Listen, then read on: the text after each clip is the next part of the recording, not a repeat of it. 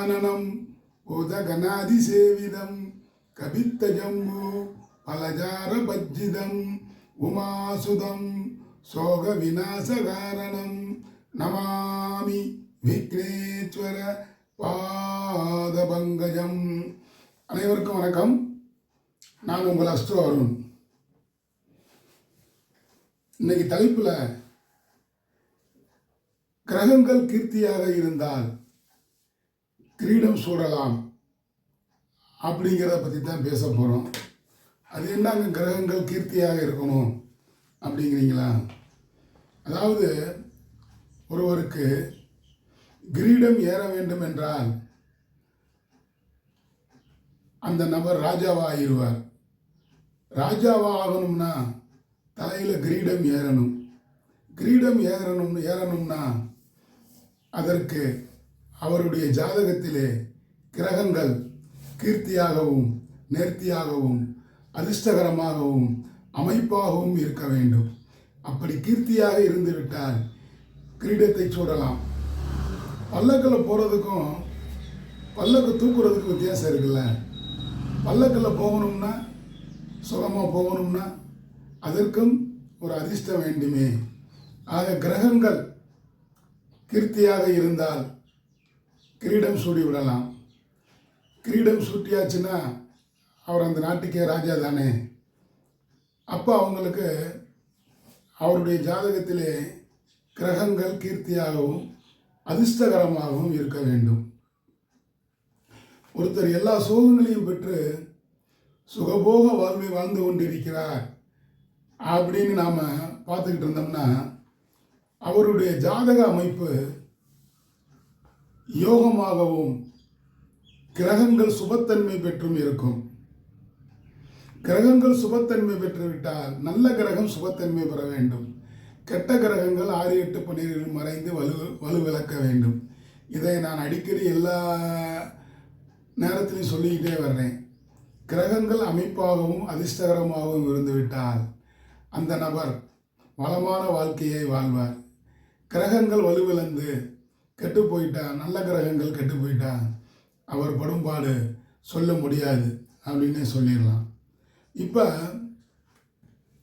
ஒருத்தர் நல்ல வாழ்க்கையை அனுபவிச்சுட்டு இருக்கார், ஒரு அரசனுக்கு நிகராக வாழ்கிறார் அப்படின்னா அவருக்கு கிரகங்கள் நல்ல இடத்துல இருக்குன்னு அர்த்தம். கிரீடம் சூட்டிய கிங் அப்படின்னே அவரை சொல்லிடலாம். இந்த ஜாதகத்தை பாருங்க. இது ஒரு சிம்ம லக்ன ஜாதகம். லக்னாதிபதி சூரியனும் 7ஆம் இடத்தில் கும்பத்தில் போய் குருவோடு அமர்ந்துட்டார். 5, 8 குடையவன் குருவோடு அமர்ந்துட்டார். குருவும் சூரியனும் சேர்ந்தால், அதுவும் லக்னத்தையோ ராசியையோ பார்த்து விட்டால் சிவராஜ யோகம் அப்படிம்பாங்க. அப்போ ராஜாவாக வாழ்ந்துக்கிட்டு இருக்கிறார், ராஜா வாழ்க்கை வாழ்கிறார், அல்லது ஒரு நாட்டிற்கு ராஜாவாக இருக்கிறார், சமுதாயத்தில் அந்தஸ்துடன் திகழ்கிறார் அப்படின்னே சொல்லிடலாம். 7ல் குரு இருக்கார். அந்த குரு சூரியனுடன் சேர்ந்தால் சிவராஜ யோகம் என்று சொன்னேன். லக்னம் பார்த்தீங்கன்னா சிம்ம லக்னம், ராசி கன்னியா ராசி. 10ல் பார்த்தீங்கன்னா ராசிக்கு 10ல் செவ்வாய் ராகு இருக்கிறார். 10ல் ஒரு பாவியாவது இருக்க வேண்டும், 10ல் ஒரு பாம்பாவது இருக்க வேண்டுமாங்க. இங்கே 10ஆம் இடத்துல அஷ்டமாதிபதி செவ்வாயும் ராகுவும் 10ஆம் இடத்துல இருக்கிறாங்க. ஆக 10ல் ஒரு பாவி பாம்பு இருந்தால் அந்த ஜாதகம் யோக ஜாதகம்னே சொல்லிடலாம். அடுத்து பார்த்தீங்கன்னா 10ஆம் இடம் என்பது பதவி, பெயர், புகழ், செல்வாக்கு இவைகளை பற்றி சொல்லக்கூடிய இடமாச்சே. இவர் ஒரு ராஜாங்க. யாருன்னு பார்த்தீங்கன்னா மகாராஷ்டிராவில் முடிசூடிய மன்னன் என்றே சொல்லிவிடலாம்.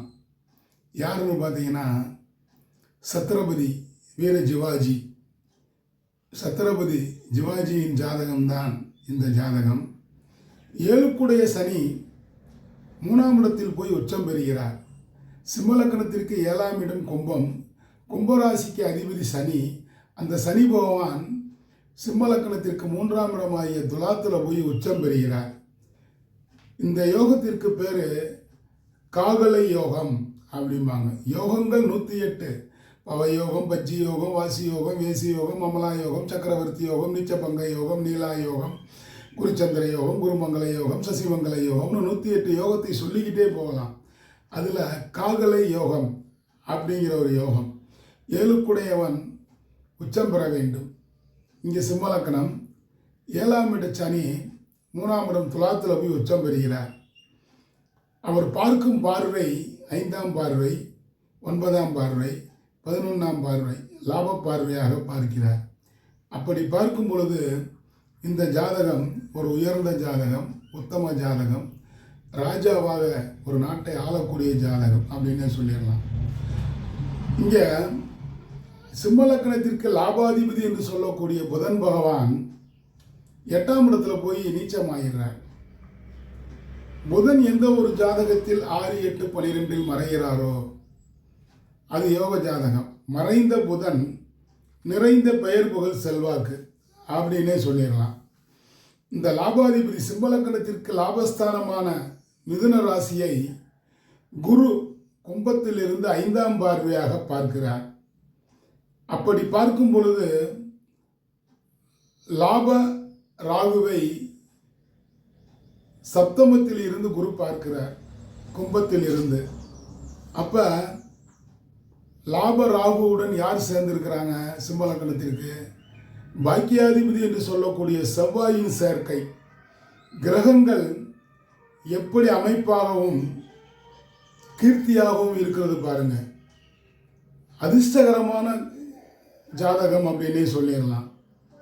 கிரகங்கள் அமைப்பாக அமைந்திருந்தால் கிரகங்கள் சூட்டி, கிரீடங்கள் சூட்டி, பெயர் புகழ் செல்வாக்குடன் வாழலாம். அதுவும் ராஜாவாகவே வாழலாம். இந்த ஜாதகம் ஒரு ராஜாவின் ஜாதகம், சத்ரபதி சிவாஜி. அமைப்பு இப்படி இருந்தால் கிரீடம் சூட்டலாம். கிரகங்கள் வலுப்பெற்று சுபத்தன்மையுடன் இருந்துவிட்டால் அந்த நபர் அரசனை போல் வாழ்வார். அனைத்து யோகங்களையும் பெற்று வளமான வாழ்க்கை வாழ்ந்து கொண்டிருக்கிறார் அப்படின்னே சொல்லிடலாம். இப்படி கிரகங்கள் அமைந்த ஜாதகர்கள் ஒரு ராஜாவை போல் வாழ்வார்கள். இந்த மாதிரி கிரகங்கள் அமைப்பு இருக்கணும். சிம்ம லக்கணம், லக்கணத்திற்கு 7ல் சூரியன் குரு, 8ஆம் இடத்திலே புதன், 5ஆம் இடத்திலே கேது ஞானகாரகன், சனி 3ஆம் இடத்திலே. சனி 3 ரூபத்தில் நிலைமைங்கிறாங்க. சிம்ம லக்கணத்திற்கு பகைவர் தான், ஆனால் குரு அந்த இடத்தை பார்த்துடுறார், 3ஆம் இடத்தை. ஒரு பார்க்க கோடி தோஷங்கள் விலகும் அப்படிங்கிற மாதிரி சூரியனோட லக்னாதிபதியோடு சேர்ந்து பார்க்கிறார். அப்போ இந்த ஜாதகம் ஒரு அமைப்பான ஜாதகம். கிரகங்கள் கீர்த்தியாகவும் நேர்த்தியாகவும் அதிர்ஷ்டமாகவும் சுபத்தன்மை பெற்று இருப்பதால் இவர் ஒரு அரசர்.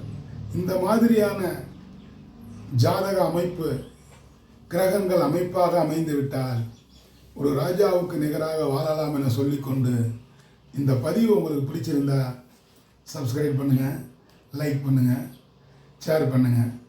இதுவரையில் பெல் ஐக்கானை கிளிக் பண்ணலைன்னா பெல் ஐக்கானை கிளிக் பண்ணுங்கள். அப்படி கிளிக் பண்ணும் பொழுது நான் பதிவிடும் அடுத்தடுத்த பதிவுகள் உங்களை வந்து சேரும் என கேட்டுக்கொண்டு இந்த நாள் இனிய நாளாக இருந்ததற்கு இறைவனுக்கு நன்றி கூறி நாளைய பொழுது நல்லதாக விடியட்டும் என கூறிக்கொண்டு உங்களிடமிருந்து விடைபெறுபவர் உங்கள் அஸ்தோவரும். நன்றி, வணக்கம். வாலிய வளமுடன்.